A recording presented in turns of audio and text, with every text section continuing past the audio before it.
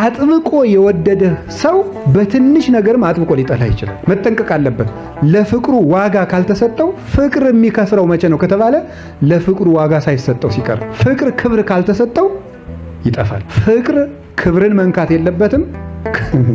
ክብር ፍቅርን መንካት የለበትም። በመዋደድ ሰበብ የሚጠፋ ክብር መኖር የለበትም። እንትን አለ እዚህ አብይ ቆቃህ የሚባል አለ አይደል የተባለው፣ ያ ትልቅ ቆቅ ማለት ነው፣ ሌላ ትርጉም የለው። እና የቆቅ ልጆች ሲጫወቱ ጥሬ ይለቅሙና ሲጠግቡ ደስታቸው የአባታቸውን አይን በማንቆር ነው የሚዝናኑት። የሰውየውን አይን እና የአባታቸውን አይን በማውጣት ይዝናናሉ። እንዴ እኔ ወደድኳችሁ እንጂ እስከዚህን ተደፋፍረናል ብሎ ጠቅቶ ይገላቸዋል። ንስርም እንደዚያ የሚያደርገው መዋደድ እንዴ ክብርን ይነካል እንዴ ብሎ ጠቅቶ ነው የሚገለው። አባት እኮ ነው ግን አባቱ ነው ግን ይገለዋል። መዋደድ ክብርን መንካት የለበትም።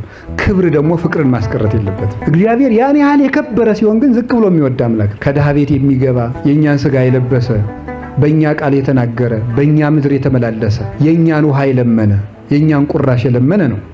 ዝቅ ብሎ ነው የሚወደን።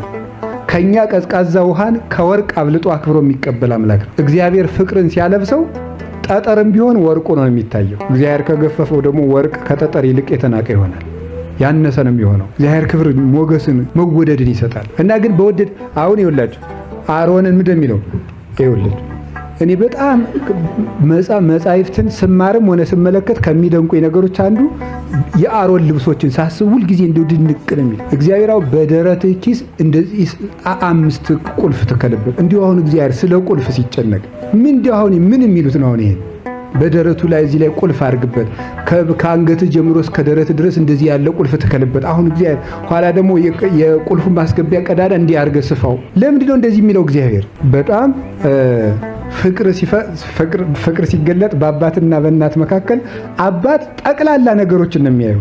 እናት ደግሞ ምንድን ነው የምታየው? ዝርዝር ነገሮችን ነው የምታየው። አባት ልጄ ደህና ነህ? አዎ። ፊትህ አልከሳም ሰሞኑን? አዎ። ወፍረሃል? እሰይ ልጄ ነው የሚለው። እናቱ ደግሞ እዚች ላይ የሆነች ሳር አለችብህ እስከዚያ ድረስ ነው የምታየው ማለት ነው። እና እግዚአብሔር ግን አባት ብቻ አይደለም እናት ጭምር ነው። እና ቅዱስ ያሬድ ለዚህ ነው አንተ አባታችን ነህ፣ አንተ ደግሞ እናታችን ነህ የሚለው። እግዚአብሔር እናትነትንም አባትነትን የሚያሟላ ነው። እናት ብትሆን አባት መሆን አትችልም። እንደ አባት ደግሞ አትጠብቀን፣ ማልቀስ ነው ካቃታ። አባት ደግሞ አባት ነው፣ ይጠብቅና ግን መንከባከብ ይጎድለዋል። እግዚአብሔር እንደ እናት ነው ይንከባከብ። እናት ነው እንጂ ምን እንደ እናት ነው።